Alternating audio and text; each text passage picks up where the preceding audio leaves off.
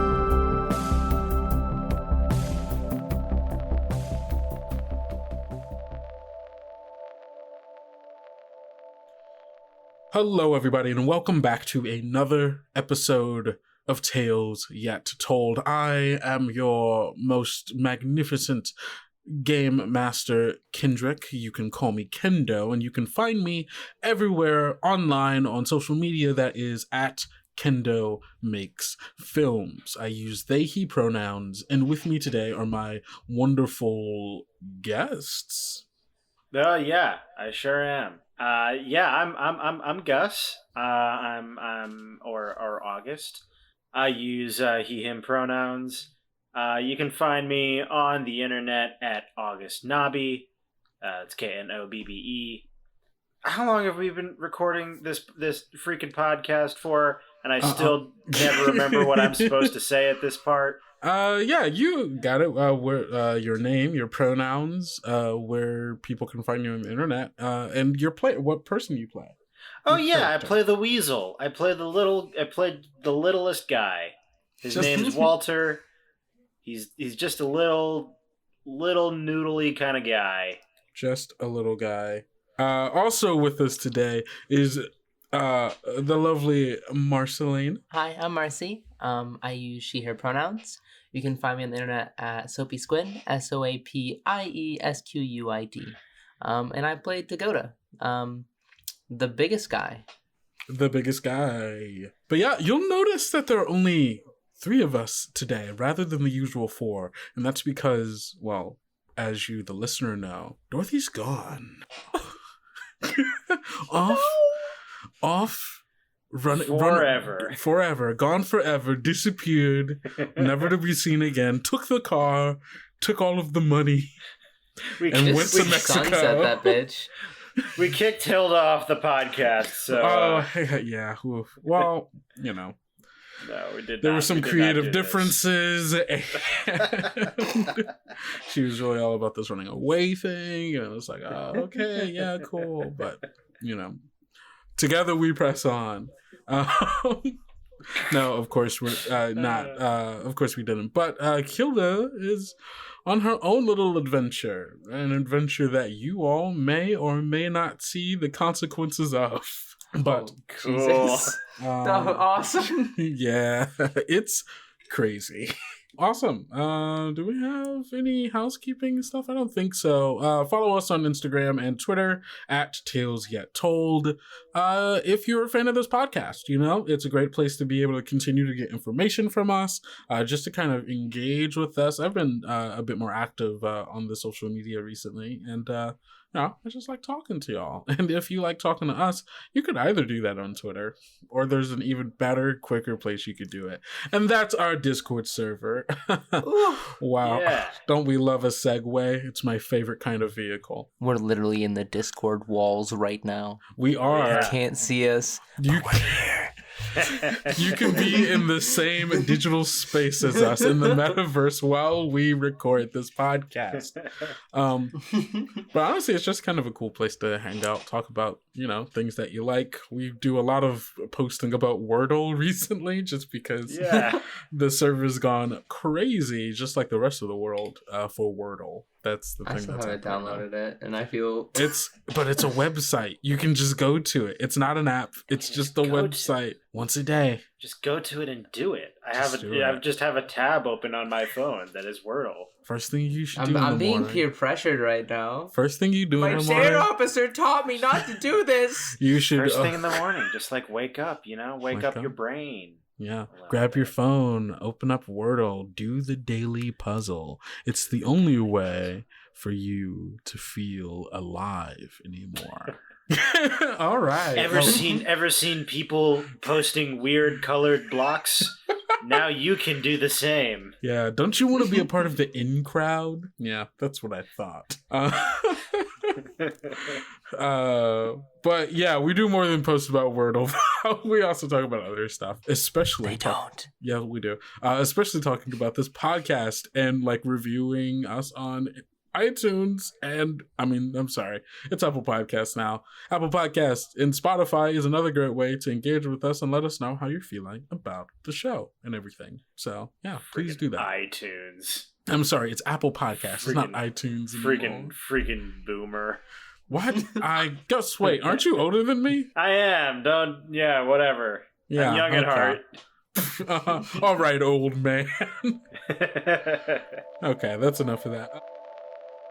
Your reflection not quite matching up with your movements. And then you can tell, because now you're seeing it happen as it does, the Dakota in the mirror goes, "You're pathetic." They're not dragging me down. I just have to tone things back around Dorothy. Why? Because I don't want her to see anything she shouldn't see. Dorothy's right. You need to lie down. You shouldn't be putting weight on that thing. Not yet. Oh, lie down and wait for her to come back, huh? Look, she's gonna help. She's not gonna help us necessarily. She's good. Interesting that you don't have a story for this one. You pushed the Abbots away, you pushed me away, you pushed Walter away. Why do you push everybody away? Do you ever think that I don't want you? Elsie, where were you? I looked for you everywhere in the spider den. You weren't there. And I got wrapped up by spiders and they took me. We can find someone who wants us. There's so many people here, and there's so much, room for us to find someone. Even if it's finding our way back to the Abbots or even finding someone else, we can do it. We don't need Dakota for that. The driver, I convinced her to turn her violence towards the stranger. That's why we're here. Fine. You said you wish for something, and you have knowledge. Fine. I'm done pulling punches, though. Good. You hear Elsie, who's next to you, go, "I think that's a good name." And Walter, you hear it when Elsie says that. Huh. Yeah, Elsie. It is a good name. And, but he's like totally not facing the right direction. The purpose of this AI, or the purpose of this virus, is to incite the transformation of Dorothy into an animal. Walter, I know Elsie's not real, but she's my friend, and she has been for a lot longer than you have. I think I might even know a faster way for us to get there. And she goes over to the table and grabs a pair of keys. I didn't know you could drive, Elsie. I don't know if I can, but we can figure it out. Alright, let's go.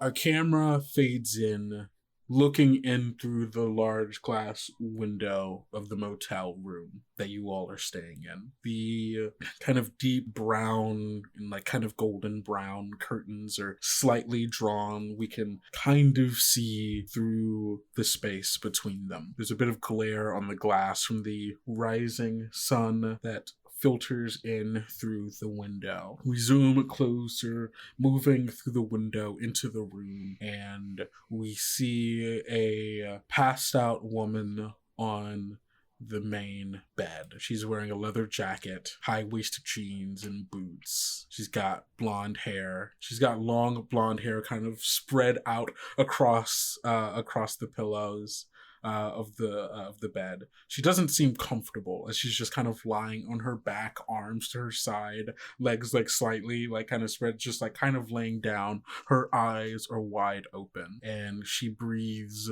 slowly.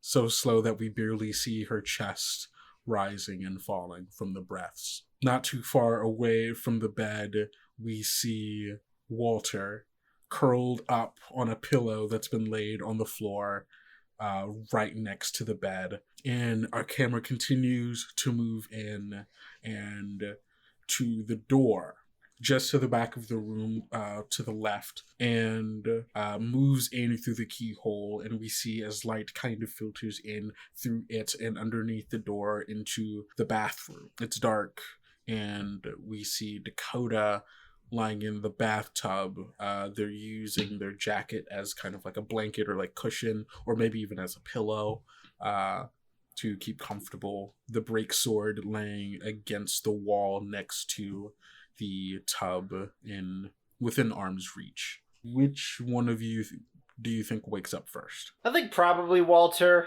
I'd imagine Dakota with like significantly less blood in them than before.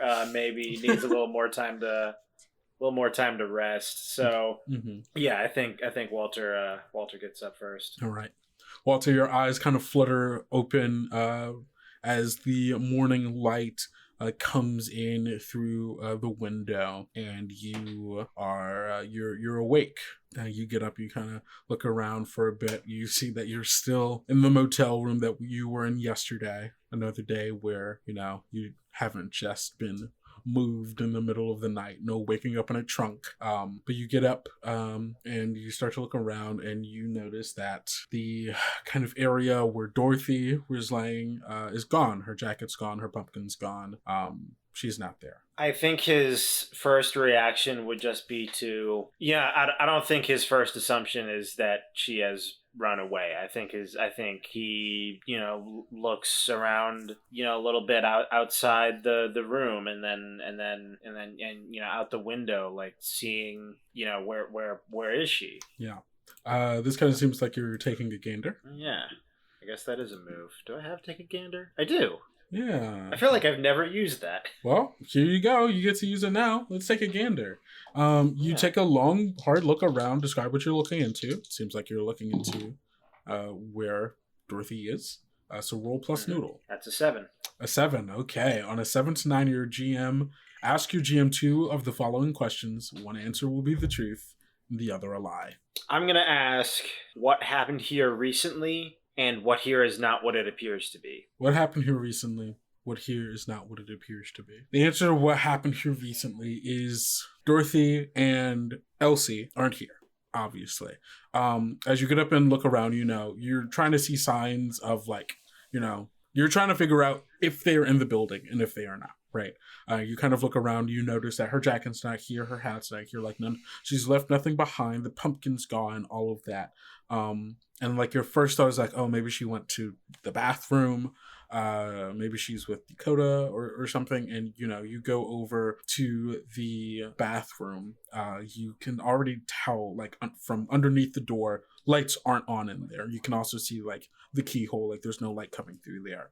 So you kind of go and try to fiddle with the door. You hop up and grab it with both arms and kind of turn it with your body. Door's still locked.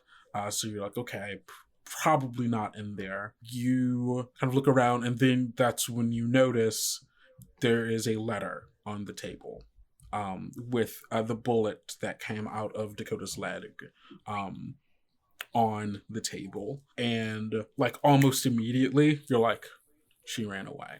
She ran away. That's the only answer here. The answer to what here is not what it appears to be. As you're kind of looking around, you have this revelation. There's this moment where the kind of way that you perceive the sublime right now is fluid. It kind of moves from one state to another, where there are moments where you are purely experiencing the world of the sublime as it manifests within its program the way it should be, where everything is rendering properly, where you can be like, oh, this is obviously, this is a tree, desk, this is the floor, blah, blah, blah, yada, yada. I see it as it is meant to be seen after everything is executed perfectly. There are also moments where you see the sublime in a kind of transitional phase of the program being executed, and you can see that code as it is being written out and rendering in real time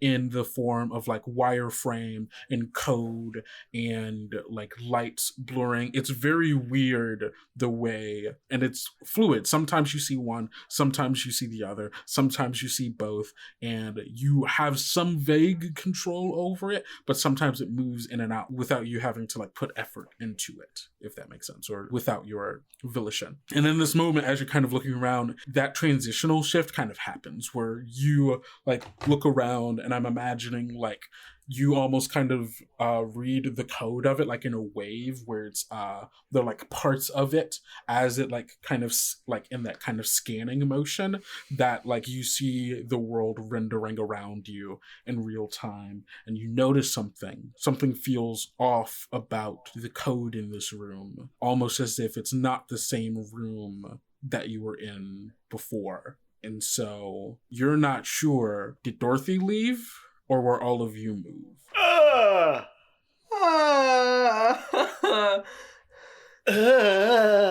You sick, twisted fuck.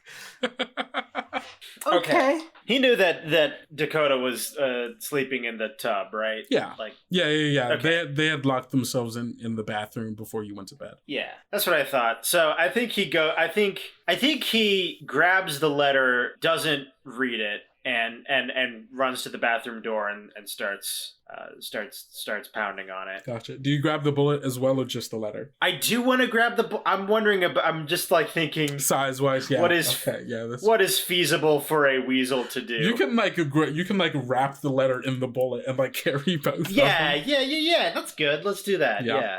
Awesome. Also, like bullets aren't like that big. Like you're like a foot. True. Like it's like holdable in your hand. But yeah, you can do that as well. You go over, you kind of slam your body against the door, calling out for Dakota. Dakota, you wake up in the bathtub in the darkness, where you were kind of wrapped up in your jacket, and you hear Walter calling out for you, banging on the door. This time, Dakota again jolts awake. What, Walter? What? And kind of scrambles and like fumbles like their hand along the dark of the ledge of the bathtub to try and find where they left the break. Put their hand on it. Yeah, you reach out to where it was. It's exactly where it is, where it was when you left it last night, leaning against the wall in arm's reach. Walter says, "We need to go. Dorothy's not here." Dakota sort of sits up, etching out like the spacing between the tiles in the bathroom with the break sword, trying to like kind of process what they just heard. What do you mean? I mean, she's not here. She is not in the room. She's not around the room. She's not here. Have you checked by the pool or the courtyard or like at the main lobby where the other bathroom is? You're not listening to me. She's not here. But you didn't even look. Were those areas included in? Yeah. No, you did. Yeah, you did look in those places. Okay. Yeah. The way I understood, I thought you like just like looked outside and stuff, but you went okay. I mean, okay. Also from that conversation, it would make sense that Dakota doesn't think you've looked because you didn't. Yeah. So that all tracks. I checked everywhere, Dakota. She's not here.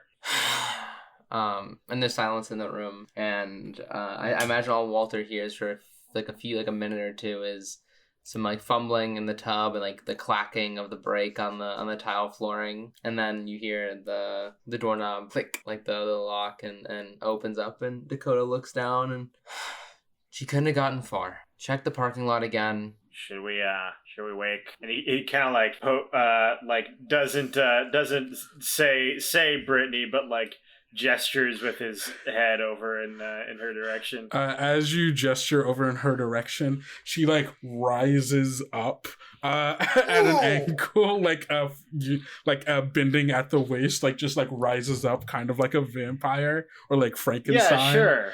Turns and looks like terrifyingly. Oh yeah, for sure. Dakota like looks at Walter, goes like, ugh, and like shudders.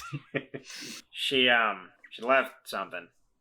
I haven't looked at it, and he unfolds the letter. Like, are you reading it or are you like showing it? Yeah, I both. Like, yeah, kind of looking over your shoulder type of deal. Yeah.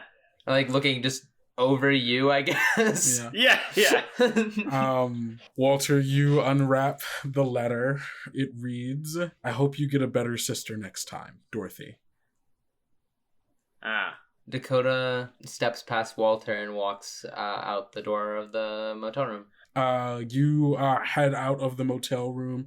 You kind of come out, if you remember, this place is kind of built in a U shape where like you come out and like it's a line of motel rooms all looking at the pool, and then across the pool is another set of motel rooms looking back at you, kind of deal. Early morning, the sun is just coming over the horizon of trees across the road from the motel. It's quiet out here. You hear the wind rustling through the trees, kind of blowing some leaves across the ground.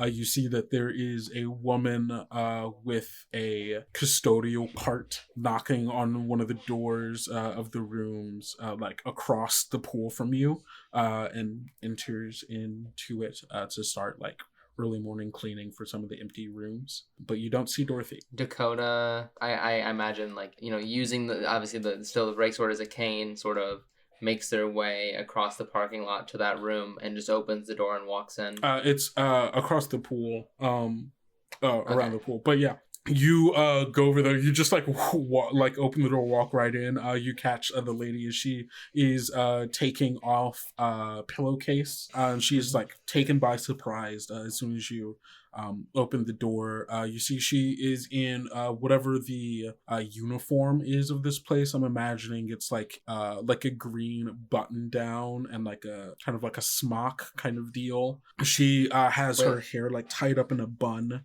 in the back of her head. She's got like about medium length dark brown hair, kind of tanner skin, brown eyes, and she like looks at like she like kind of is. I imagine she kind of like she doesn't scream, but she does like the kind of like short like yell like oh my god, and like puts her hands here, just like kind of catch her breath, like you scared her. You just like kind of burst into the room. He goes, can I help you? Dakota kind of like leans up against the door frame to kind of support their weight, and looks over at her and is like, have you seen a girl walking around here with like about like yay high and like kind of like indicates like with their hands, and it's like black hair? No, I haven't. Sorry, I just got here. You? And kind of looks you up and down, sees that your like clothes are all like kind of messed up. One of your like pant legs have been like torn, and is just kind of like a little bit like covered in blood. You like look terrible right now. And she goes, "No, I haven't. Are you okay? Do I need to call for help?" No, I'm fine. And then I assume that like Dakota's like, anyways, thanks for nothing, and like kind of like turns around and like walks out the door. Okay. Yeah, you turn and walk out back, I guess back towards the motel room, the pool, and back. Like the other room. Yeah. Gotcha. While you're out doing that, Walter, what are you doing with the driver back at the room? Walter, I think he first was like following Dakota, like just being like, okay, what the hell are they doing? But then like seeing that they were just going into this other room, was like, okay, that seems fine. Yeah. As long as like we're not getting too separated. And so yeah, I think he goes back into their room and greets the driver. Yeah.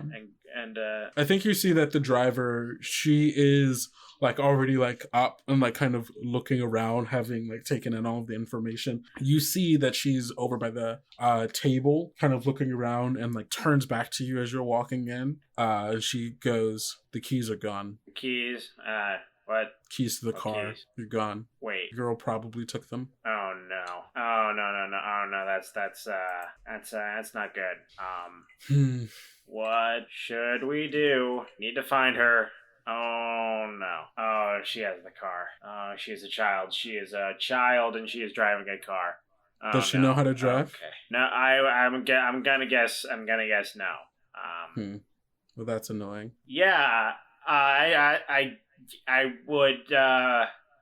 Yeah, I think that's maybe the understatement of the century, but yeah. It's pretty annoying. It's around this time that Dakota, you make it your way back over here. Dakota like hobbles in like the door again, like trying to, and usually once again like using the frame support themselves, and just kind of looks in the room and is like, "Well, the staff is useless. Do you have any information?" And looks over at the driver. She took the car. What? The keys are gone. I imagine she took the car. You imagine, or she did? The keys are not here. She's not here. I imagine she took the car. There's no way a 7-year-old took the car. And Dakota turns on like the cane, like doing like a little like 180, and starts to walk towards the parking lot to see where the car is.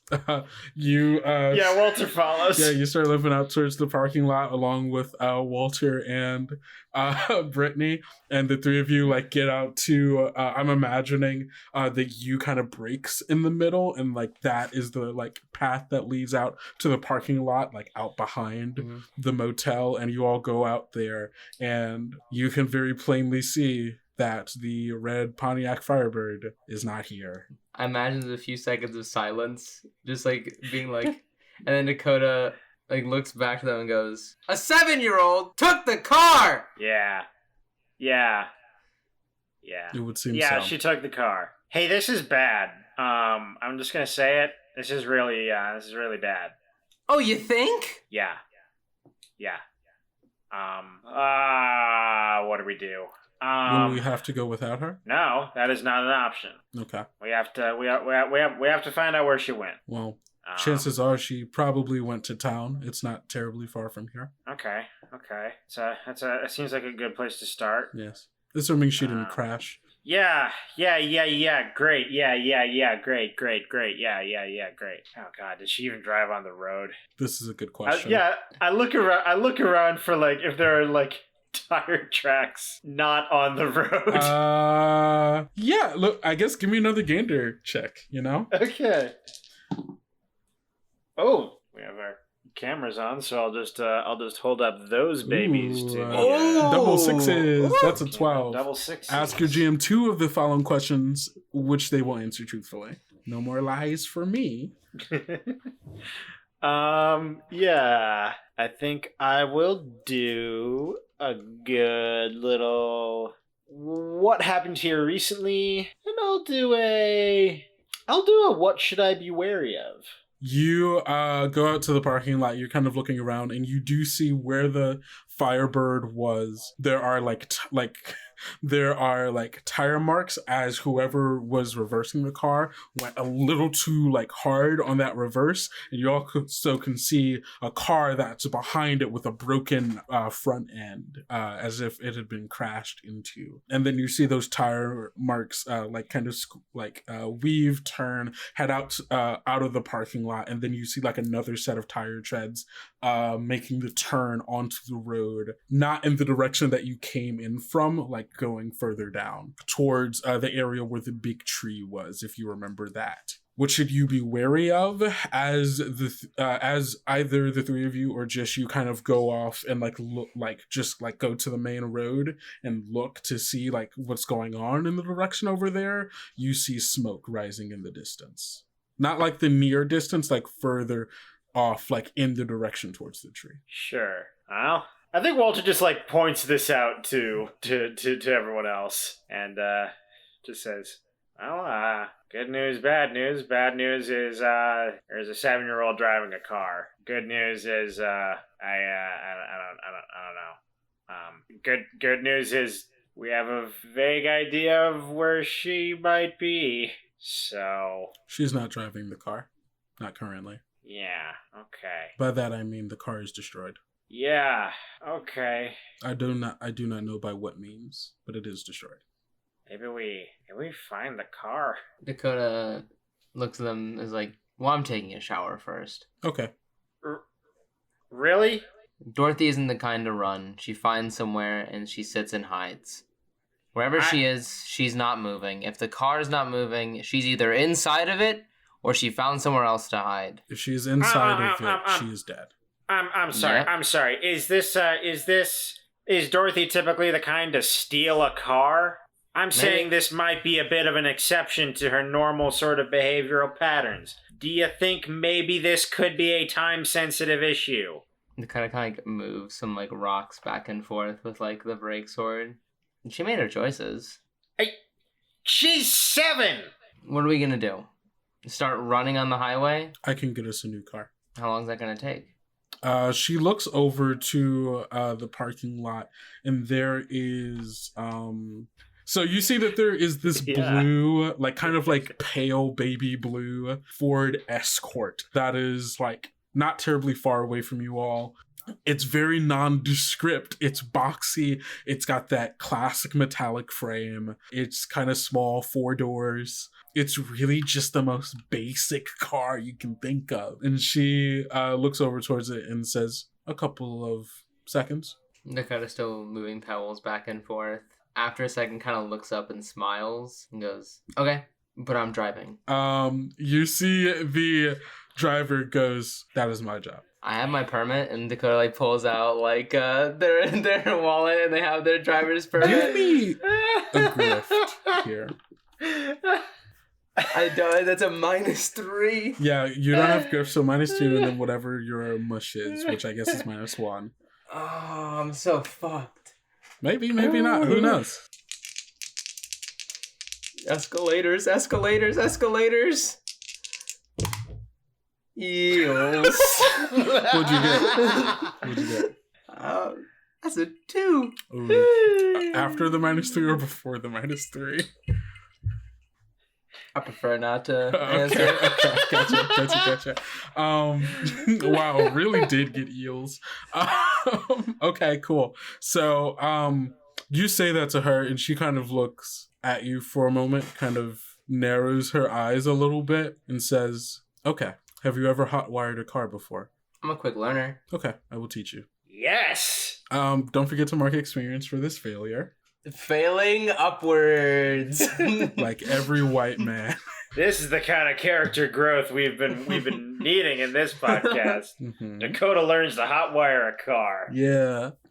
So do you guys just walk on? Yeah. So Yeah. So the 3 of you walk over to the car, and Walter watches too. He wants to learn too.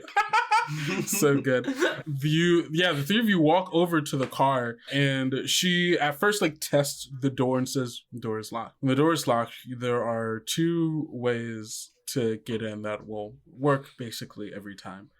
Either you can break the window, or you can jimmy the lock. Those are really your only 2 ways, primarily, unless you want to go in through the trunk, but I don't recommend that. If the door is not unlocked, either one of those 2 would do you.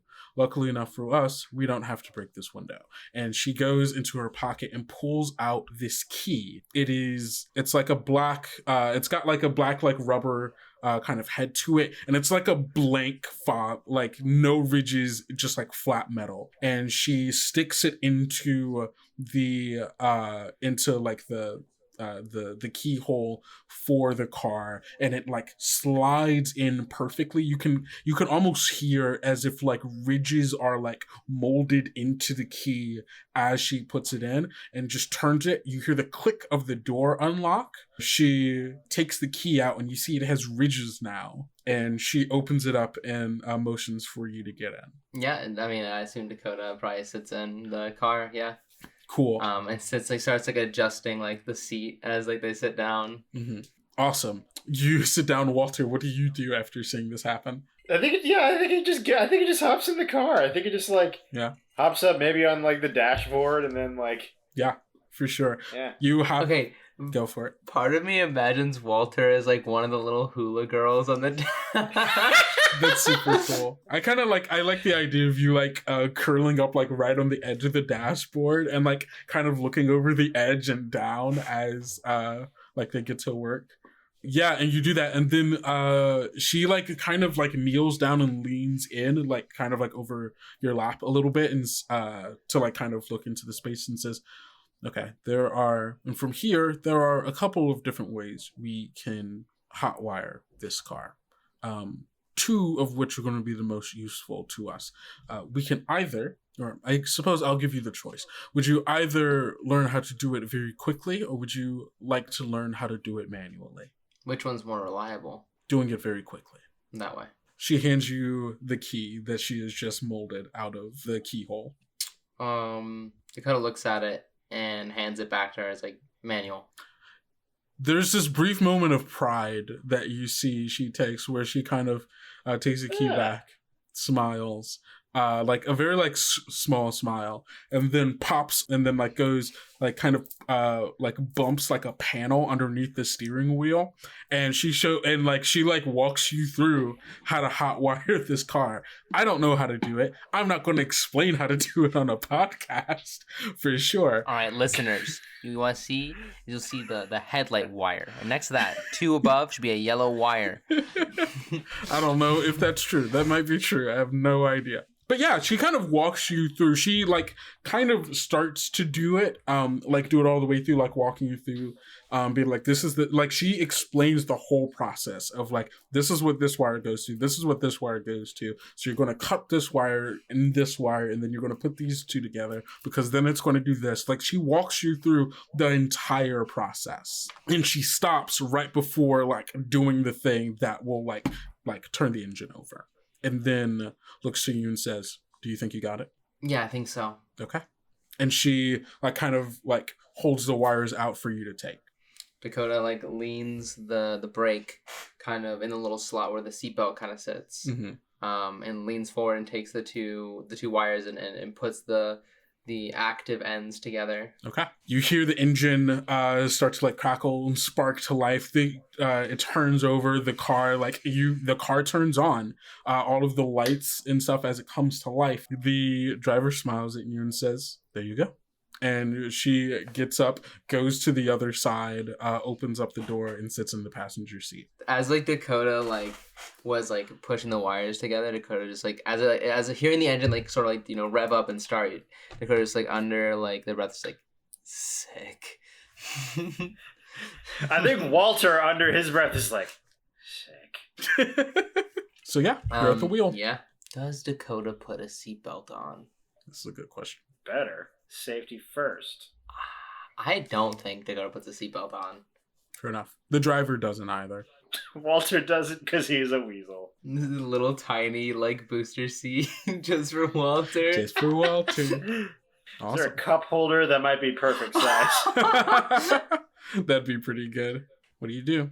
You're behind the wheel. Yeah, Dakota, I'm assuming, do I need to reverse or drive out of this lot? Reverse. Dakota, like, slams it in reverse and, like, looks over the back and pulls out. You pull out, with, like, an amazing amount of ease, where you, like, pull off, turn, and, like, you're essentially, like, straight shot for, like, leaving out of the parking lot. It rides strangely smoothly. They don't make them like they used to, you know. Walter says. This is like the first time Dakota's really been in a car without, you know, a teacher administered sort of setting, right? Yeah. And so that feeling of like, oh, like I'm in control kind of sets in. A feeling they don't get very often. They like put their foot on the brake and they hold it down and they kind of. As you do that, you feel the car like rumble to life with like a nice purr, right? It feels good the way that like it vibrates in here. It kind of shakes your body, feels alive. You feel the potential energy building up in it. And then you feel it begin to change. And then I have to ask you, what does Dakota's dream car look like? Give me a minute. Yeah, no, for sure. This is okay. Hold on. Fuck. Okay, this is too much fucking power. Mm-hmm. Yeah, Dakota's dream car. I'd imagine Dakota still has a love for the car they rode around with their dad when they were young. And their dad had a really cool, like, tricked out, like, rat rod. And that's has always had, like, a really, really, like, big impact on, like, Dakota. Mm-hmm. But, you know, their taste kind of evolved from there. And so I imagine it's, like, a tricked out, like, diesel punk rat rod Ford Roadster. And it's like armor plated, very like dark, like black or like gunmetal with like the exposed like engine out of the hood for type sure. of deal. Like flames shooting out of the fucking exhaust of the engine. Oh yeah. Oh, that's badass as fuck. Literally something Holy out of Mad Max, shit. actually. Yeah, so you feel Can we just go fight the stranger now? Like with this thing? with a car. Yeah. You go, what's your dream car? M1 Abrams. Just a stealth bomber. But yeah, no, so you feel the car, you like see the change of the interior of the vehicle and like see out the window and see like the change of the exterior as well as it just begins to like fluidly morph, almost like a kind of like ferrofluid in your hand as the wheel like morphs from like a solid into like a kind of like almost like a solid fluid where like you are able to touch and hold it, but you feel as it molds around your hand changing, and like as the shape of this car moves from this like old like Ford Escort into this beast of a road of like a Ford Roadster, like you see like as the hood like opens in parts revealing the engine as it like raises up out of the hood, exhaust pipes growing from its sides, flames beginning to spout from it to the rhythm of the hum of the engine, and like it feels powerful, it feels good, and it feels natural as you are now in like the car that is the most representative of you, how you want to feel and how you want to be, and it just feels powerful. Dakota like lets out like a giggle, like a joyous just like chuckle, just like and like their eyes are like glistening just like with fulfillment. Mm-hmm. Oh, for sure. You see the driver kind of like take a look over it and like kind of like look out of the side in the windshield mirror and the side view and like kind of like looking around and turns back to you and says, "Looks good." Thanks. And it's like still like really like giddy and just like kind of like running their hand like along like the steering wheel and like the dashboard and just like kind of feeling everything. It feels great to the touch. Like whatever it is that Dakota like imagined, like how it would feel, how it would smell, and like how like the little texture, like all of it is like exactly what Dakota imagined, like exactly what they want, and it feels like a dream almost. Okay. Walter is like shocked but absolutely thrilled. Like he was not expecting this, but he is loving it. Mm-hmm. Dakota kind of adjusts the rear view mirror for a second and like looks at themselves and like smiles and then kind of adjusts it to look back out the back window. Mm-hmm. And then I guess, you know, as you are adjusting the rear view, you like kind of catch a quick glimpse at yourself for a moment, and the reflection of you moves in a way that like where it's not you moving, it's not like copying your emotion, almost in the same way that it was in the mirror in the bathroom when you spoke to it yesterday. The you that looks back to you smiles, and she says, and of course, Walter, you don't hear this, she says, "Now this feels good. This feels right." Dakota just kind of like nods their head along, and once again, you know, putting the foot like, you know, brake to the ground, and then holding onto the gas, tires screeching, and pulls out of the parking lot. I am going to give you a new move. I have to write it. I don't know what it will be, but I'm sure it has something to do with this car and driving. This move is going to be called Road Warrior.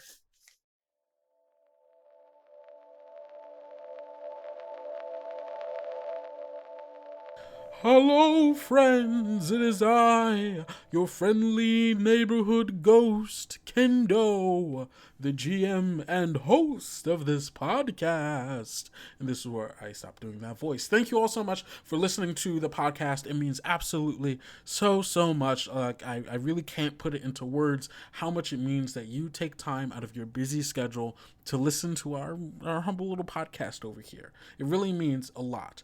And one way that you can show your appreciation for what we do, assuming that you like this podcast, is leaving us a rating or review. And you can rate us on Spotify and Podchaser. You can also leave a review on Podchaser and on Apple Podcasts. And like quite a few other things as well. I think on like Podcast Addict, maybe on Stitcher, I'm not quite sure. Apparently you all listen to this from a variety of different things, which is really, really cool. So go into wherever you mostly listen to these podcasts on and leave us a rating or review there. That's the best way for other people to know how much you like the show, and it's also a good metric for us to know if you're liking the show as well. And if you're a fan of us and you haven't already yet, go follow us on social media, on Twitter and Instagram at Tales Yet Told. That's TALESYETTOLD. And that's where we post updates about all the episodes coming out. Like the fact that this one was coming a day late.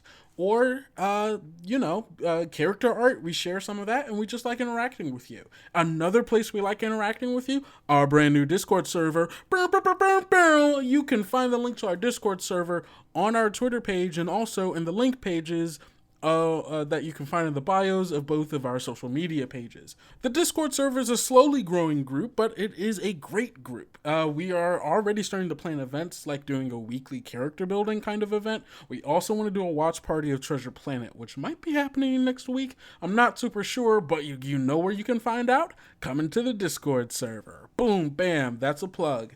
And last but not least, we want to thank Be Gay Roll Dice Network for allowing us to be a part of the queer little family. We're all just a bunch of queer people trying to make wonderful content by people like us, for people like us, and just filling the TTRPG space with wonderful, new, diverse voices. In fact, I have a little ad from them for you now. So go out, treat yourself, get enough sleep, eat enough food, drink enough water, and take care of yourself, and love yourself like I love you. Bye. Need a new gay found family podcast? We're a queer-led actual D&D play... Nope. We're a queer-led actual play D&D podcast of four best friends who are currently playing... Hold on. We're a bunch of queers playing D&D for a podcast. We're lifelong friends. We have space travel, magic technology, heist, horses, and a really gooey goblin. I'm stealing all of your stuff. I'm just going to say this entire ad.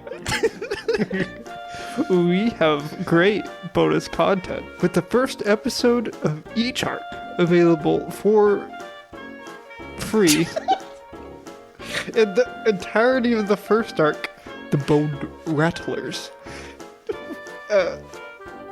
Each art is set in a... Excuse me. Each art is set in an in-universe history podcast about each planet in the planetary system. There's more than one.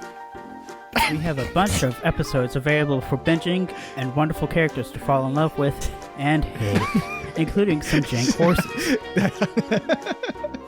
We have multiple arcs out that follow the story of Val, a Triton. 10. Okay. Val the Triton, an interplanetary criminal and MLG gamer.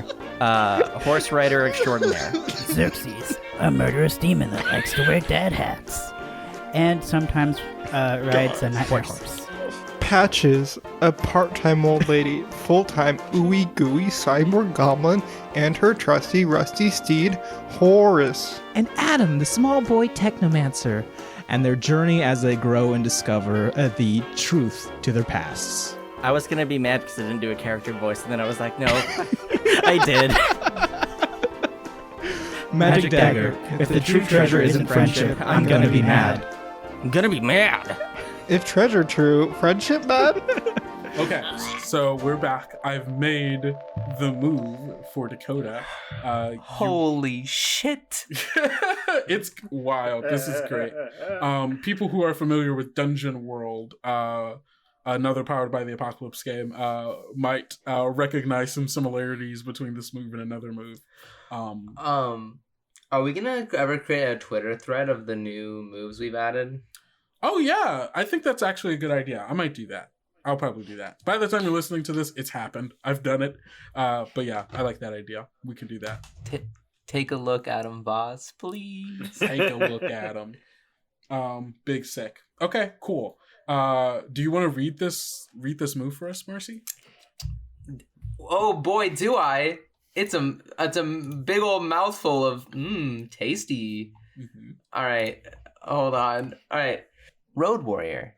When you dedicate yourself to a mission and put the pedal to the metal, state what you set out to do. Track down and recover blank. Destroy blank, a thorn in your side. Discover the truth of blank and report your findings. Then choose up to 2 boons. 1, an unwavering sense of direction to blank. 2, invulnerability to blank. Examples as edged weapons, fire, enchantments, cannot be the stranger. 3, a mark of the stranger's authority. 4, a freedom from hunger, thirst, or sleep. 5, a weapon that pierces all defense.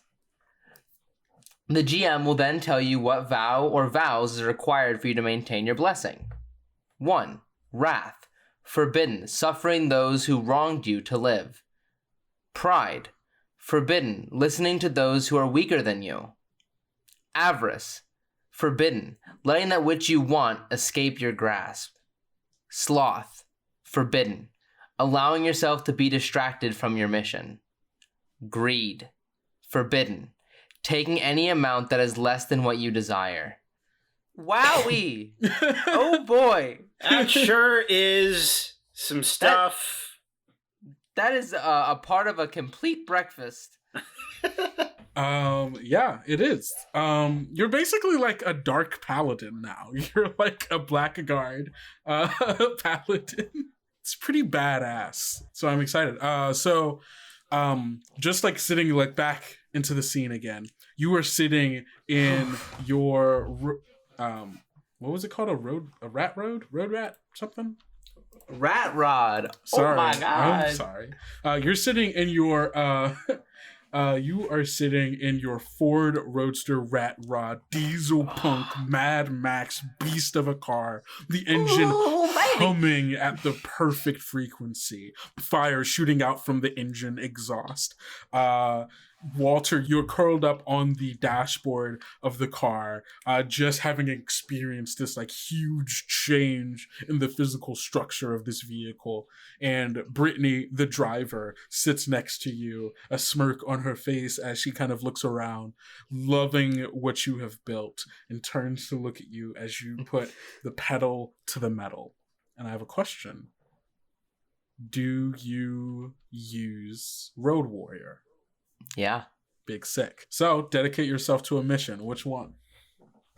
I think I'm going to do track down and recover. I mean, I think the obvious answer there is track down and recover Dorothy. Yeah, no, that makes sense. Awesome. Choose up to 2 boons. Oh, shit.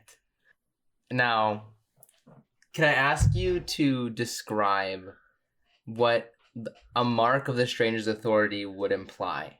What it would imply is you will essentially have, depending on how you want to like flavor it, either a physical or like it can be like an aura. It can be like you were given like a badge. It can be anything you want, but it will be a manifestation of the fact that you have the stranger's backing and whatever it is that you are doing right now.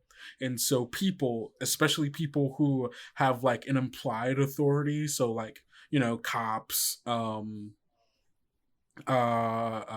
people who are older than you, you know, people that like when a kid goes around like, oh, those are authority figures or whatever, they will be aware of this mark once it is revealed to them, and they will immediately know to move out of your way. or like people will answer questions, people will do basically whatever because they know that whatever you do is in the name of the stranger. Okay. But also what that entails of socially having that and people tying that to you. All right, cool. So, going back to this, what boons are you choosing? Yeah, so looking at the boons, I think for now, I think Dakota takes the first one will be a mark of the stranger's authority. Yeah. Okay, cool. How does that manifest?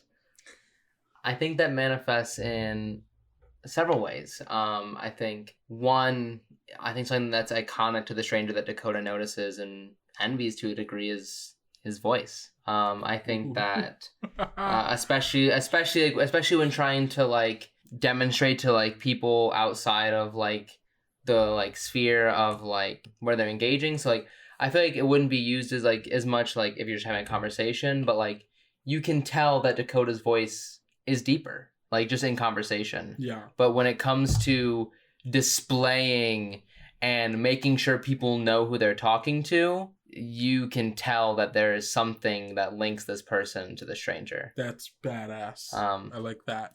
I think a lot of other changes happen as well. I think their clothing changes for sure, right? Mm-hmm. I got it. Dakota, I think, you know, the kind of fancy, like sort of well-worn shoes from the Ferris Bueller costume are now tall combat boots that are spiked and blacked and laced tight.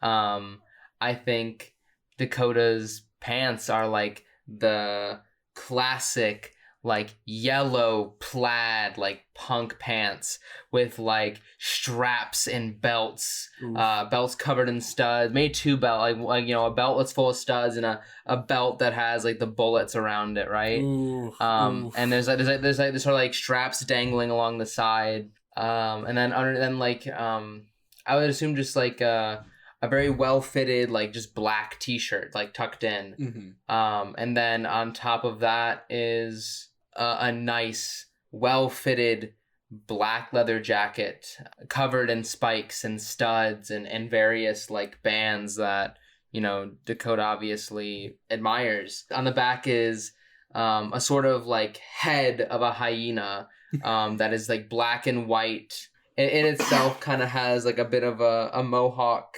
and the tips of its teeth are red. That's clothing wise. Physically, Dakota changes as well.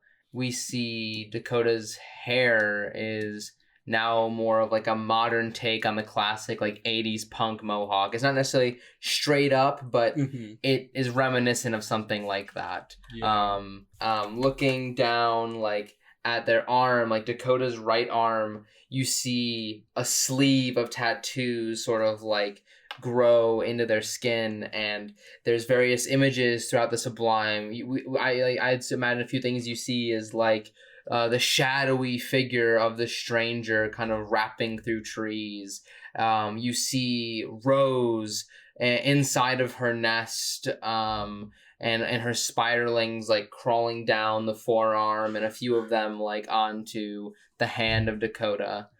And then I would say on Dakota's neck there is a large black turtle. This is so fucking dope. Fuck. Shit. Dakota's a badass. Fuck. Shit. Very cool. So is that the one you're taking, or are you taking another one? I can take up to 2, right? You can take up to 2. That will probably mean I give you more vows. Oh, shit. Because you're getting more power from that. No, that makes 100% sense. Yeah. Do it. It'll be cool. Do it. It'll be cool. Fuck. I think, 1, it'd be kind of fucking cool. But 2, I don't think Dakota fully understands what this entails yet. I think Dakota's willing to take and take and take without realizing there's some give. I would say I also take the unwavering sense and direction to Dorothy. Okay, so you chose 2 boons. I'm going to give you 2 vows. The first is pride. You are forbidden to listen to anyone who's weaker than you. Damn it. Oh, Jesus. That's probably not going to be good. And the second, Yeah. there's some good choices here. Avarice. Oh. You're forbidden from letting that which you desire. I'm going to change the wording to this. I'm changing it to that which you desire, because I feel like desire is... I feel want feels too active. It's like, oh, this is a thing I want, but desire is both an active and a subconscious thing, where it's like Dakota might not realize it's a thing that he desires until it is placed in front of him. And then at that point, he's like, you can't let that go. So letting that which you desire escape your grasp.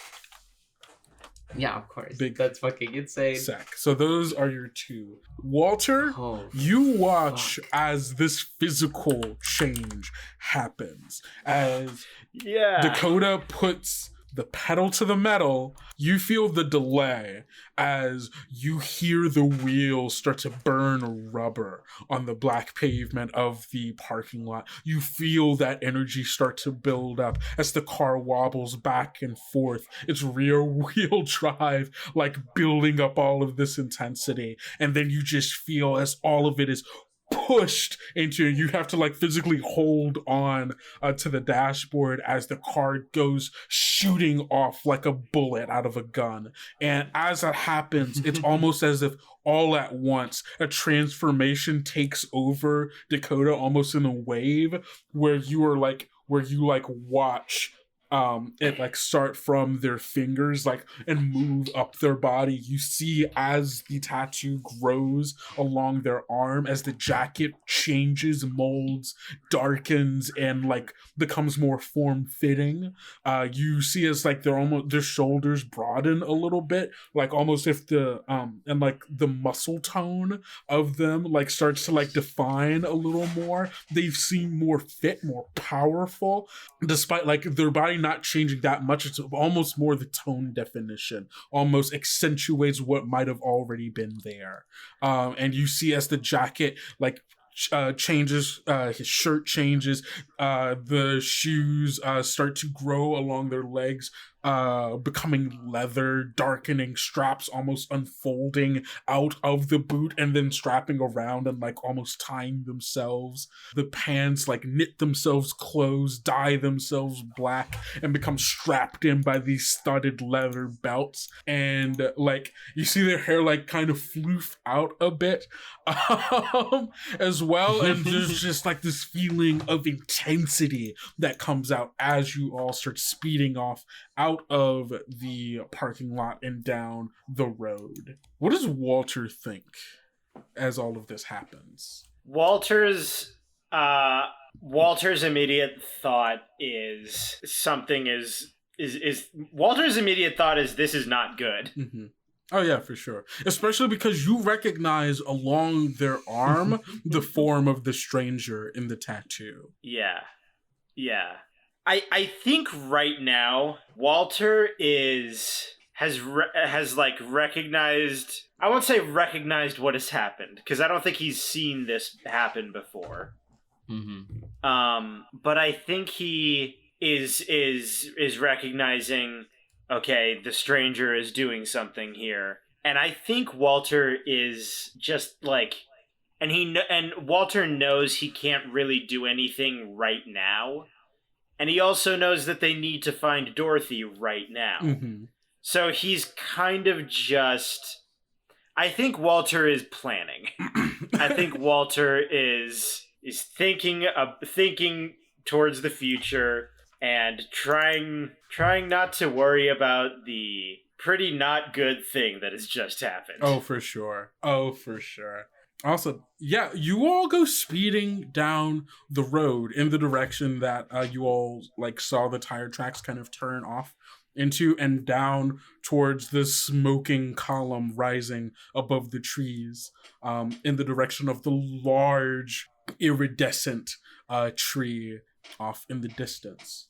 Dakota, it feels so good to be in this car. Is this I forgot to ask, is this a form of the Roadster that has a roof or not? It does, but I assume Okay. that Dakota rolls down the windows. For sure. So the wind is kind of like blowing through the windows. You can feel like the hair of your new mohawk like blowing in the wind. The sense of speed and power you get from like pressing down on the gas pedal is like unlike anything you felt before. And you've done some driving lessons before, and driving's never felt like this. It's never felt so natural.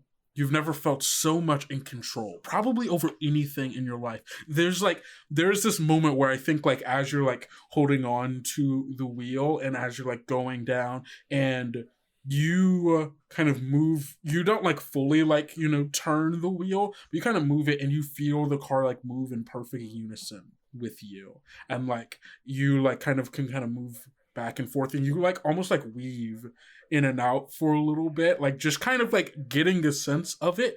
And you are so natural at this. It's something you feel so good at and feel so much control over, where in this moment you realize anything you want this car to do, you could get it to do it with no problem. And there's no one who can stop you from doing it. As you all are driving, I think Brittany like kind of looks over to you as you're driving and just asks, "How does it feel?" Yeah, I imagine Dakota looks over and just. It feels good. Walter, you hear his voice reverberate in a way you've never heard before, and it sounds so much like him in that moment. This is so bad. You are the driver. You see the driver smirks, almost like a little bit surprised by the voice. But you see she doesn't just smirk. She full on smiles, like full toothy grin, and goes, "It does, doesn't it?" And like kind of looks off in the road. She has her arm outside of the car, doing the thing where you're like the wind is going and like you're kind of riding the breeze with your hand, like feeling the kind of motion of it. She feels right at home. She feels like she is like having a good time, and I'm almost like happy for you to be able to feel this way, because I think in this moment you just kind of get the sense this is what she feels like when she does this. Like she feels in control. Yeah. She feels powerful. She feels like she can do whatever it is she sets her mind to do, and no one can fucking stop her. And for once in your life, you feel the same. How does that make Dakota feel? I think you said it. Dakota finally having like strong control over anything in their life. I think this is the first time ever that they've ever felt that they are themselves, that they don't have to worry about the things around them. They don't have to impress any families that want to keep him. Mm-hmm. He can kind of just do what he wants. I think to a big degree, he feels this is where he's supposed to be. I think this is not only is this control a crystallization of themselves, it also makes him feel close to his dad again. Yeah. This is the car your dad, not quite exactly like this, but like a form of this. This is the car your dad used to drive. I think Dakota always grew up excited for the day that he would get to learn to drive in his dad's car. And, his dad being there for his first tattoo, his dad being there for all these things. That emotion is something that is very alive inside of Dakota's mind right now. The power, the control is unbelievable. But I think as he's smiling and he feels the roar of these engines, not necessarily noticeably, but I think his eyes start to water a little, thinking about the moments he missed with his dad. That's beautiful. As you all are driving down, eventually you come across, there's a sign, a road sign for the nearby town, Oak Creek. I'm imagining it's just like, it's a pretty typical, like, it's like a green sign with like a white like border around it. It's like, just says Oak Creek. Oak Creek population, whatever, so on and so forth, like 5 miles down the road. And as you all pass it, Brittany goes, she probably ended up there, I'd imagine. Oh, we should probably look for her. Kendrick, yeah, is she there? Oh yeah, you do have an unwavering sense of direction. Yeah, she is straight ahead in the direction that the road seems to be leading towards the town. I think Dakota goes, was it a turn you said? No, it's not a turn. It's just straight ahead. It's just straight ahead? I imagine the road does turn off, but like the road, like where the sign is like straight ahead. Yeah, I imagine Dakota just nods his head and goes like, just really just lets the engine roar and lets that thing ring out. Oh, for sure. It purrs like a dream. And you're speeding off, and you see that you're getting closer to the large smoke column that is off in the distance.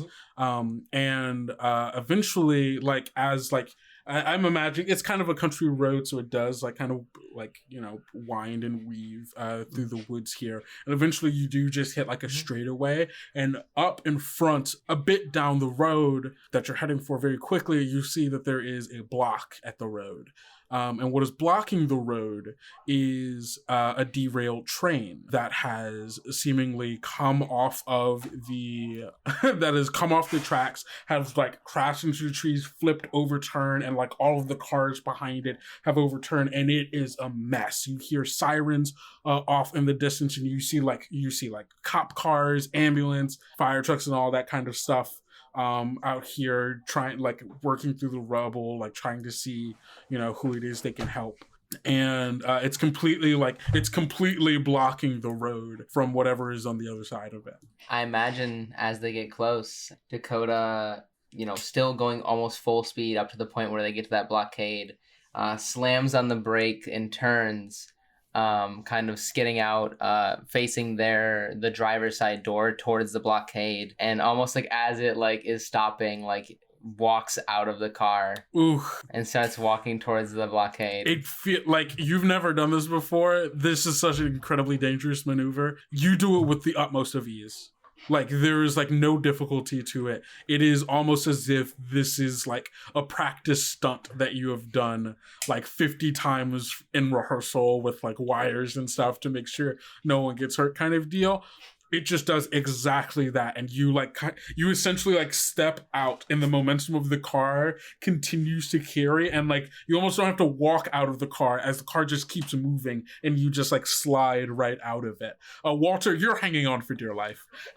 Walter fucking slams into the window. Like, yeah, no, he is unfastened completely. He is. Yeah, no, no way. Yeah, it's absolutely terrible. You see, Brittany like holds on to the outside like frame of the window of the car, and also like onto the steering wheel as well, like as it kind of skids. And it like comes to a perfect stop, like right at the edge of the train. Not right at the edge because you walk out like probably like a good 5 feet away, and like skids to a stop. No damage, no flipping, no anything. And Dakota, you've just walked out of the car. Walter, you are frazzled and thrown against the windshield, and like kind of fall back down. And you hear Brittany just whistle and go, "She's good." Yeah. I'm worried she might like this too much. Brittany gets out of the car. I assume, like, as Dakota's walking up to the blockade, kind of strolling with his hands in the pockets of the jacket. Yeah. And is there any like people nearby the blockade? Yeah, you see that there are cops who have like they've like set up like yellow tape and stuff to like block off like the area around the train. You see a few of them are like kind of going around like taking taking comment from people, like looking for people. You see there's like ambulance who seem to be helping a few people towards the front of the train that is like completely like off in like the woods. You can see where trees have been broken over, and like the the main car of the train is like completely off the tracks, has like decoupled from the cars behind it. And you see like in front of you, a bunch of them have kind of been overturned or stopped, blocking the path. You see, primarily around you right now, there are cops who see you approaching, like, excuse me, sorry, you can't come this way. Accident. I guess Dakota gets the blockade and goes, I didn't ask if I could come this way. You see this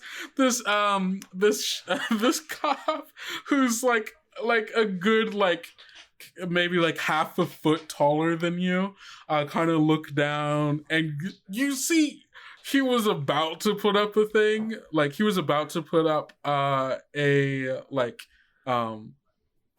he was about to like dispute and be like, come on kid, get back. But as soon as you talk, he goes, okay, and like kind of just backs up a little and like kind of waves you like in. Brittany follows right in behind you.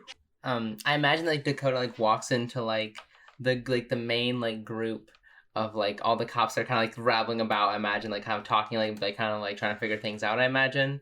And Dakota kind of walks in the kind of the center of all them and just, what is this? You walk over to these cops, and like they're kind of like, like kind of circled up, kind of talk, like backs to you, and like they're talking, like, one of, it seems like one of them's in charge. You can't really quite see them, and until you like come over, you say that, and then like all of the cops kind of like stop, turn to look at you, and like they kind of break apart, and you see the person up front is none other than Sheriff Edgar. Oh shit! who is like and like there's this moment where he locks eyes with you, and he is baffled. You see him like kind of looking over you in a way, like seeing your mid-season costume change, and is like, Dakota? I think Walter has gotten out of the car. Yeah, by now, for sure. You're catching up. He's heading over. Them. Yeah. I assume like Dakota like looks at Edgar and is like, yeah. I thought, sorry, I just, you look different. You look different.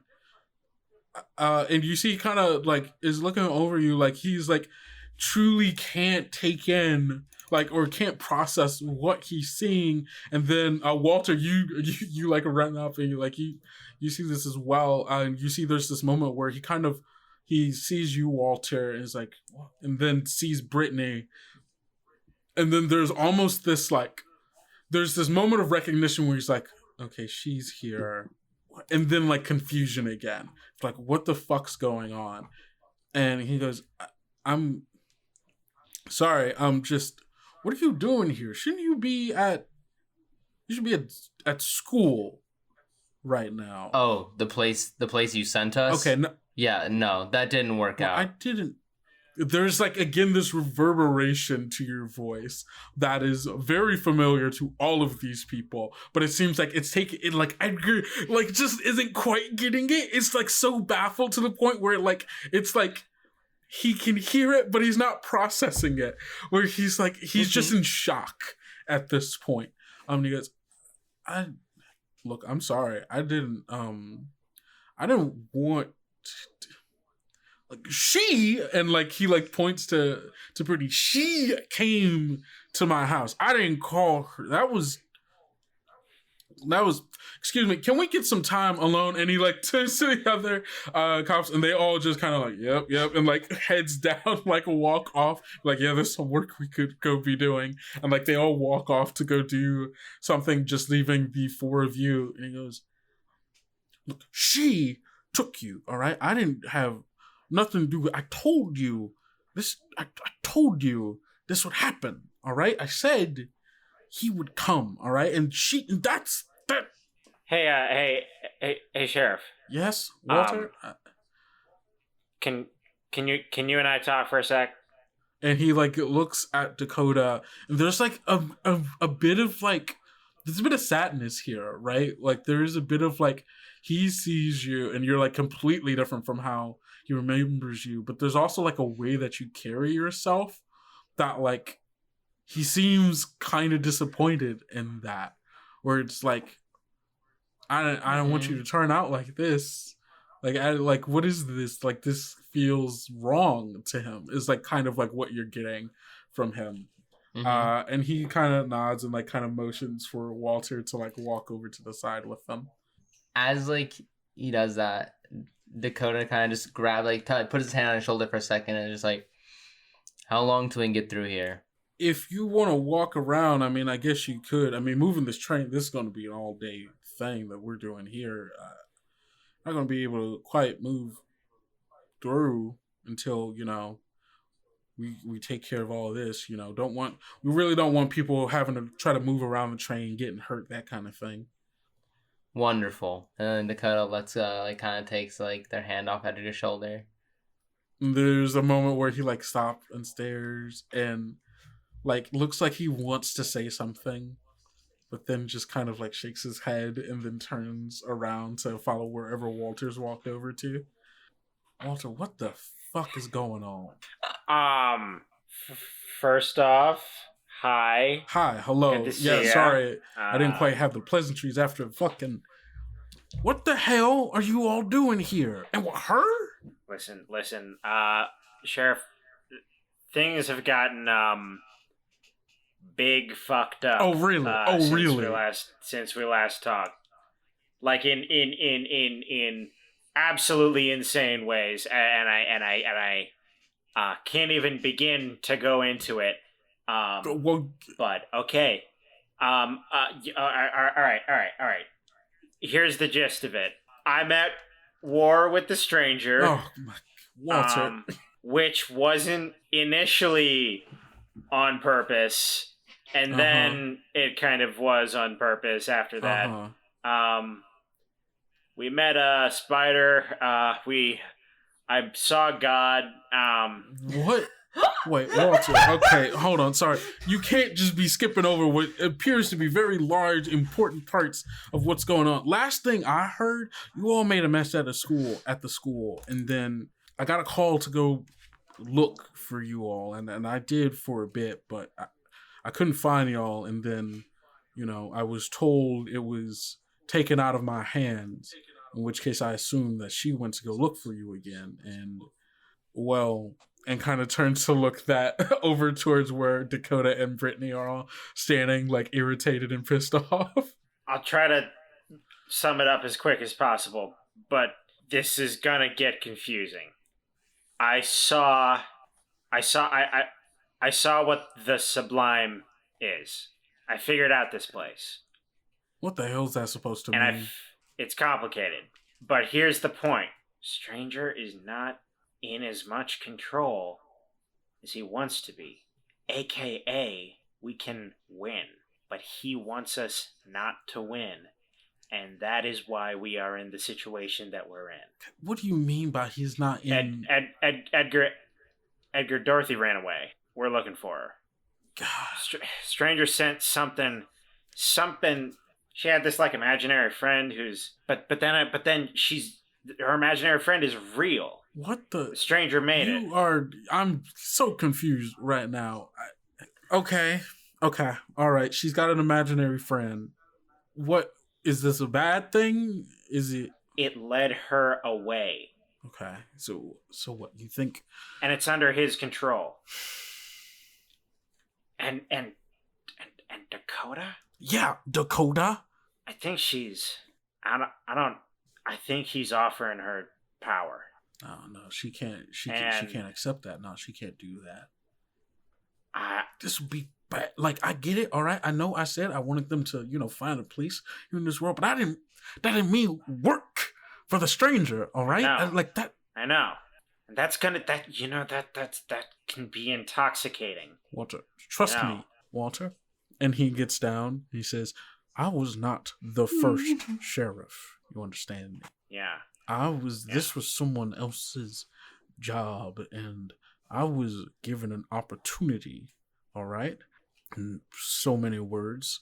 If she does this, she is stuck here, and I know you all were planning on getting out, but like this is worse than just staying here. You understand? I know. She's turning into the driver. You weren't the first sheriff.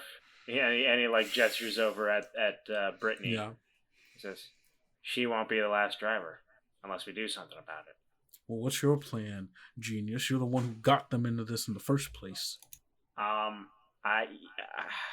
No plans, no genius ideas to get yourselves out of the shit that you put them in again. Walter, I need time. And we don't have it. We don't know where Dorothy is. We don't know how long before Dakota completely loses it. How did she get away from you? She's a little girl, all right? She got small legs. How did she outrun you all in your fucking... She stole a car. What? She stole the car. What car? How did she steal a car? She's 7, Walter. It is a good question, Edgar. It is a good question. God. I mean, presumably took the keys. Walter, there are a lot of mechanics to running a vehicle that a 7-year-old can't quite. How did she steer it and put her feet on the pedals? She's not tall enough. Not the point. God. Okay. All right. What car? What vehicle? Can you get a description for me? Maybe we can have somebody go out and look. And he like kind of waves over one of the other cops who has like a notepad in his hands. Like, come on, get over here. I need you to put out an APB on a vehicle. What is it? What does it look like, Walter? Yeah, it's a Firebird, and he describes it because I can't remember exactly. A red Pontiac Firebird. Red Pontiac, yeah.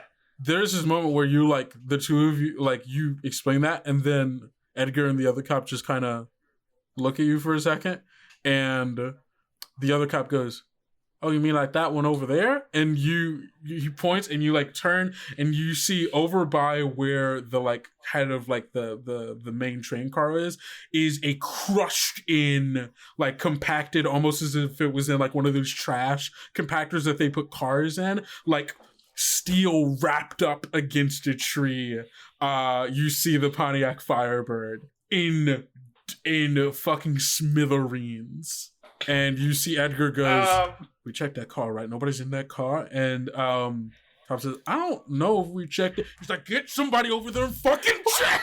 And like starts like, why the fuck would you not just like starts just running over, and like the cop, and they send ambulance, and like everybody's like fucking booking it, and like they are all getting into work, like checking this car to make sure. You hear like Edgar scream like, Dorothy, like it's chaos over there. Cutting over to Dakota, you and Brittany are standing there, and you see like all the cops running off, and you get and like the two of you can see like the wreckage of the Firebird, and you see Brittany just go, damn, I like that car. Dakota looks over like, can't you just make a new one? Yeah. Doesn't mean I didn't like it. That's fair. Kendrick, I have a quick question. Is Dorothy in that car? Your sense is still telling you that she is on the other side of this train, like off somewhere in that direction. Brittany knows that too, right? No. Brittany currently does not have that quest. She has a different mission. Then Dakota is like, they kind of talk about it, or Dakota turns around and is like, they're wasting their time. She's not there.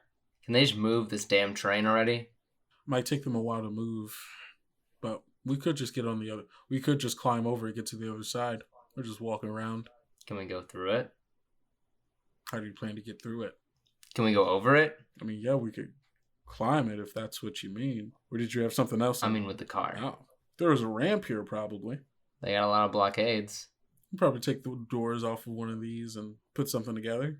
Actually, I'm going to say, you look around, there is one of the train cars already has the doors like torn off the hinges. What do you say? Give me a hand? Yeah, sure. Why not? If you go over there and you start moving the door into place. This is bananas. Walter, you and all the other cops are going through. It's quite clear. There's like no sign of blood, no sign of anything like that. They don't find any bodies, so it's like, okay, she's not over here.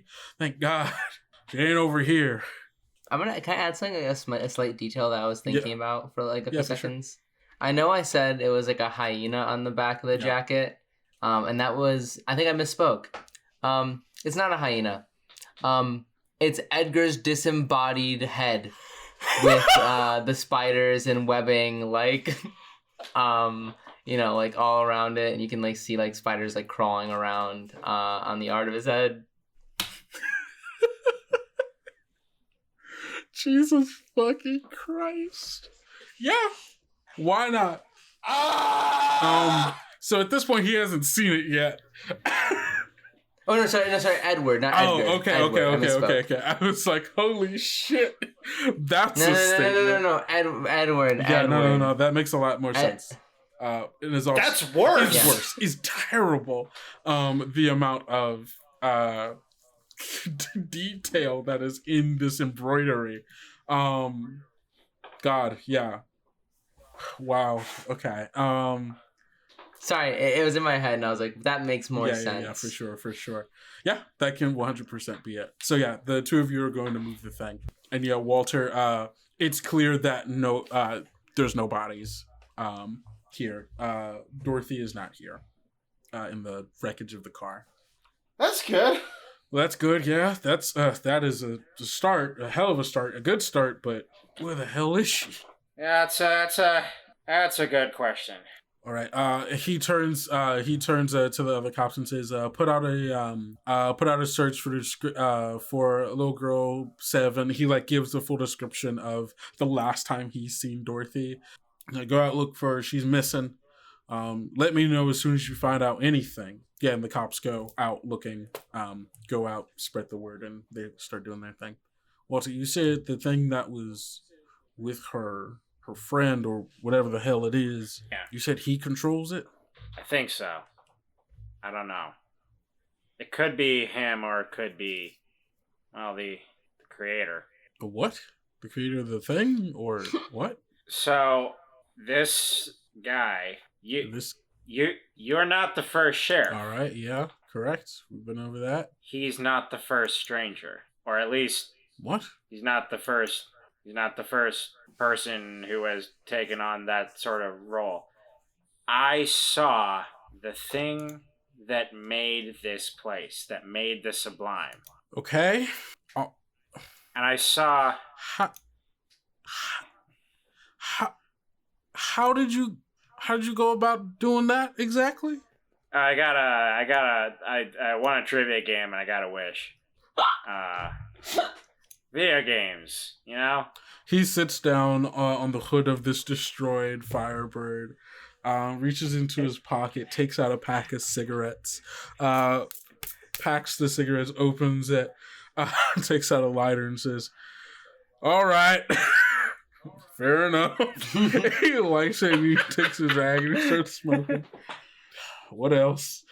Yeah, it's like it's all numbers, you know? Everything around here, it's all code. It's code, like a secret message, like kinda. No. Yeah, I don't know. I'm sorry. I didn't win whatever fucking trivia game this was that let you see God or whatever. So you're gonna have to break it down to me in layman's terms.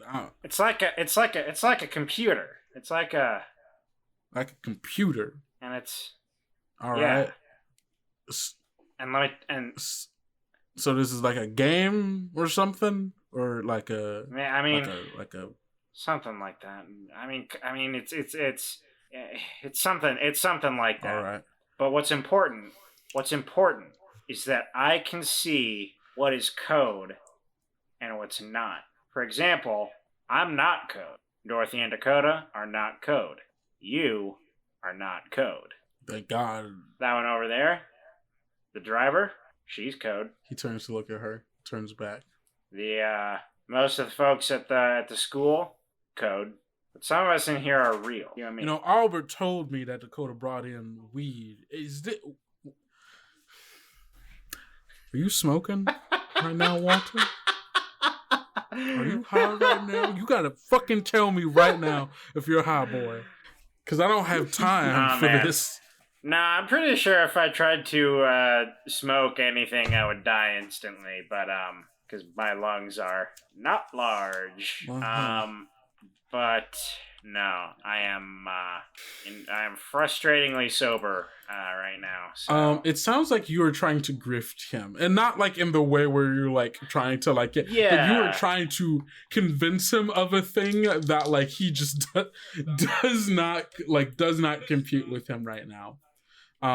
Yeah. So roll me a mush check.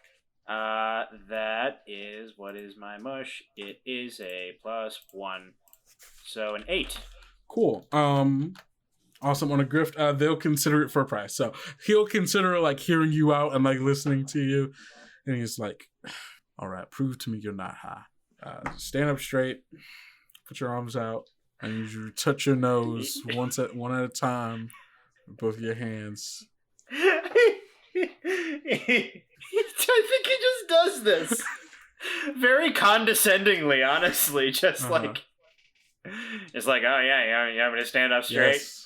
You take my little weasel arms, touch him to my nose. Well, so you don't have to be condescending. You just stood here and told me that I'm in the goddamn Matrix. And yes, I've seen movies. I know what the Matrix is. I don't know what the Matrix is. What? How do you not know what the Okay, whatever. Is that a movie? It is a movie.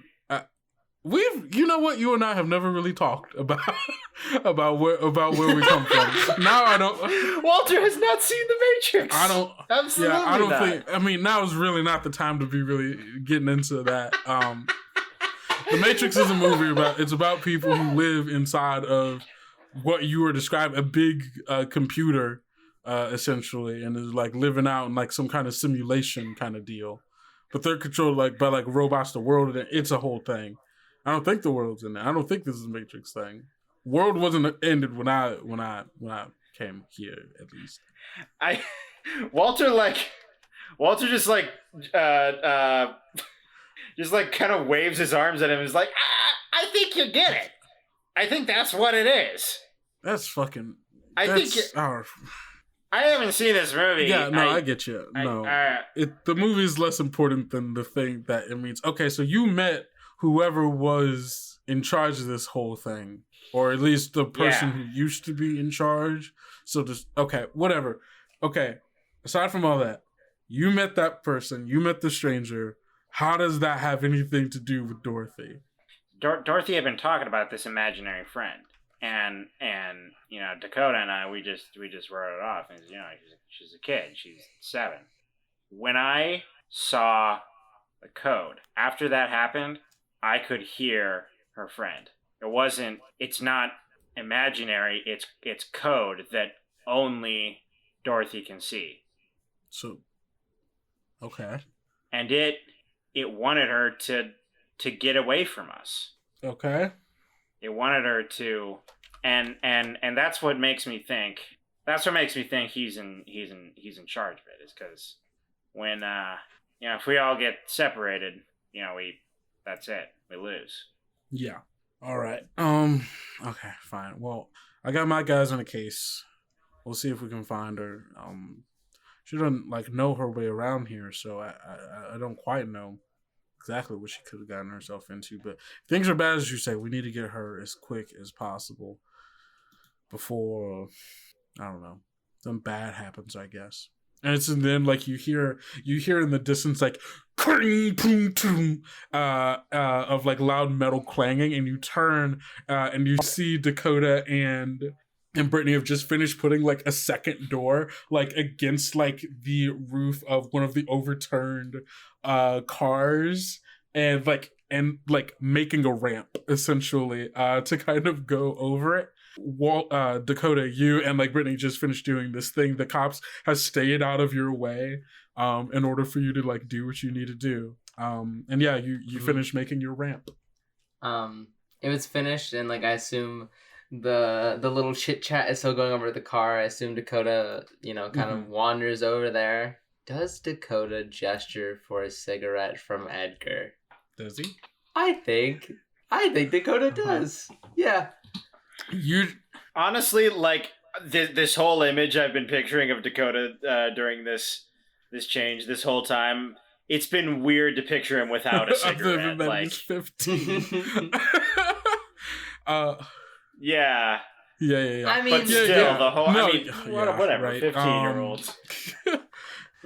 I was gonna say. I mean, remember that Dakota grew up. Yeah. No, 100%. Yeah, I'm not saying that. I'm saying it's not weird that a 15-year-old isn't smoking, but for sure. Also, we live in a world with like vapes. That's fair. Yeah, tragic. So you motion for the cigarette, and he kind of looks at you, looks down at the box, and looks back at you, and just goes, "No, what? No, I'm not giving you a cigarette. What are you doing? No." Oh, fuck, you do have avarice right now? I forgot. You have avarice. Yep. Oh, no. And I have avarice and pride. Does Dakota see Edgar as being weaker than him? I think that Dakota sees Edgar as a weak man in that he sold them out. And that, like, he doesn't hold like true to like what he says. Gotcha. And that like that sort of thing. So I assume that Dakota looks and goes and like this is like with the boom of the stranger. I didn't ask. And grabs the pack out of like yeah. I assume Edgar's he's hand. almost stunned. Again, with the like reverberation of your voice and like the conviction and authority in which you just kind of snatch the cigarettes out of his hand. He just like is stunned for a moment looking at you in that same like almost like disappointed kind of look and like also kind of scared. And you don't know if he's scared of you, of like what you will do to him, or like scared of what will happen to you because you have chosen to be like this. I imagine like Dakota like looks him like in the eye and kind of does like the packing of it, the packing and then like lights it and then like hands it back to him and is like, do you know anything about Jefferson Moody's dad? Jefferson who? Jefferson Moody. The name doesn't immediately ring a bell. Why? Who is Jefferson Moody? Who's his dad? He said that y'all took him away. What? I mean, I can check to see if he's in jail. I'm not aware of any Moody that's in. I can check. What do you want with this guy? Just curious. What's your little project? And he just like kind of sighs and like points to the doors that you all have put up here. Y'all are too slow. Dorothy's moving further and further away. You're gonna drive up it? What? Is that what this is? Yes. You could just walk around. You don't have to. You don't gotta drive. You can walk. You got legs. What's wrong with hoofing it the old-fashioned way? It's slow. Unnecessary. Unnecessary? Dakota, you moved the door. You moved 2 whole ass doors just so you could drive over a train when you could have just walked around it. Move the train faster than y'all did. You're not moving the train, Dakota. You're driving over it. What happens if you miss the landing? Dakota just shrugs. Dakota, what's going on? What do you mean what's going on? Dakota, look, I understand. I didn't stop from taking you. I understand that. And he looks to both the two of you. He says, it wasn't much I could do. It wasn't in my power. I was told to do something, which means I gotta do it. Because if I don't, like, I get in trouble. And Dakota, you are now putting yourself in the position where you are going to start being asked to do things that are not good, that are not pretty, that nobody should be asked to do, especially not a fucking 15-year-old. Dakota, you are going...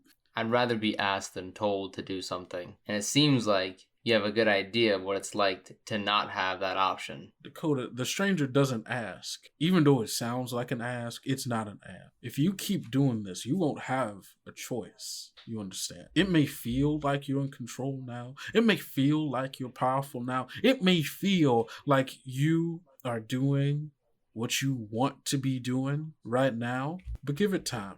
It don't feel like that for much longer. You have no idea. I can be the person I've wanted to be. I have someone who is proud of what I can do for once.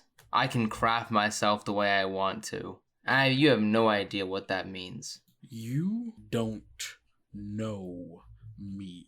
I know you cower in that cabin with that little girl because you're afraid of what the stranger might do. I'm not afraid of what he might do, Dakota. I am terrified of what he has already done. And if you think you're bigger and stronger now just because you got a new jacket and a brand new car, you will never be strong enough to get out under the boot you just put yourself under. And he turns to look at Walter. I'll let you know if my boys find anything. And he turns and walks away. Walter stops him. He says, "Hey, how is Carrie?" She's fine, Mrs. Dorothy. Just don't lose sight of yourself for her sake, okay? It's not worth it. I would never. I've been down that road before. And he kind of turns to look towards Dakota. I know where it leads. And he turns back and walks off. All right, we jumping this train or what? Are you jumping the train? Yeah. What the fuck do you roll for this? Or do you? Because it's the cool car. Yeah, no. Dakota makes no rolls while driving, while in his road warrior form. Awesome. I guess the three of you get back into the car. Does the car have a name? It absolutely does. So, like... No, it definitely does. Yeah, but for you, sure. What's the car's name? Part of me, because I imagine that, like, some sort of, like, as, like, okay, I imagine it doesn't have a name up until this point. Oh, holy shit. Okay. Okay, I imagine as Dakota gets back in, Dakota automatically thinks of a name of the car, and like an inscription appears alongside like the doors. Yeah, like the metal, like there's like a metal plate of it like at the bottom of the door. Yeah, along with like the obviously like the like where the license plate would be. Mm-hmm. The car reads cast iron. That's really good. The three of you all get into cast iron. Dakota in the driver's seat, Brittany in the passenger seat. Walter, do you get back on the dashboard? Yeah, I guess so. Nowhere else for me to go. I mean, there like you could like sit and like on like the handrest, in the in the center console, and like the cup holder. I think he would feel better if he could see where they were going. So I think he stays on the dashboard. That's totally fair. You get on the dashboard. You like hold on tight. Brittany turns to you, Dakota, and says, "Never done something like this before. First time for everything." Damn right. And then just guns it. Just you gun it. You heading like I'm imagining like you do the thing because you had like stopped the car with like the driver's side pointed towards where the trains are. You like do the thing where you like kind of swerve around in a circle, drive away from the train, like drift to turn back around. May I add a bit of flair? Oh, for sure. Always. But by any chance, do I still have the bullet that was inside of me? No, that is the bullet that Walter had, actually. Oh, so sorry. Walter currently has the bullet. Want it? I feel like he would have like put it down somewhere in the car at this point. It's like, in the cup holder it's in the cup holder next to you. It's definitely in the cup holder. Is Edgar watching us do this? I think you see him. I think he walked away, but like he's like talking with some other cops, but like in a way where he can see what's happening to make sure that you do make it okay. Either like I don't know if like when we're in the air or if it's closer to him, Whatever is the closest to him, as we pass, Dakota drops the bullet out the window. Okay. You speed off towards this ramp. You can feel the heavy hit as like the front of the car scrapes off the bottom of like the front part of the door that it hits, and you feel like as the suspension like bumps and like everything in the car just and you start going up, and then flying over this train. And the car like slams down on the other side, kind of like scraping against the pavement on the other side. You see there are a bunch of people who like have to yell and like jump out of the way. You see traffic is backed up. On the other side of this train is the town of Oak Creek, who have like part of like just like the way that things are going on, like life has been paused on this other side, like right next to the train where like people were trying to leave. You see that there are school buses that are stuck here. Like it's bad on this other side, and you like land like right next to them, kind of swerve, get control of it, and it's so easy for you. You kind of like look through the side view mirrors just to assess any damage. It's perfect. You don't even feel any change in like the suspension or the way that it drives. It's like everything is gone perfectly. And like you swerve, you get control, and you keep moving, and you pass by one of these school buses. And I think as you do, I'm trying to think if it's more interesting if just you see this or if you and Walter see this. If it helps, Walter was just screaming that entire time. Okay. Fair. Totally fair. I think just Dakota sees this then. As you like get control and like you're like driving, you pass by like all this traffic, you pass by the school bus, and you kind of look out the window and you see Marley in the school bus like staring at you all like as you've come over, and there's this look of like, what the fuck? As like the slow-mo, like you all like the two of you like eyes meet, and like literally that scene from fucking from Umbrella Academy where oh shit, where they like, what the fuck, what are you doing in that car? What are you doing in that car? I've never seen Umbrella Academy, but it's the one from it's the meme scene. I know that they make memes out of that scene. Yeah. I've seen the memes of that scene. Marcy, you have typed in the chat, does Dakota wink? And that is up to you. I think Dakota winks, yeah. I think Dakota winks at Marley. You wink, you see her face kind of twist in like shock and awe as you peel off, drive down the road into Oak Creek, and that is where we end this session.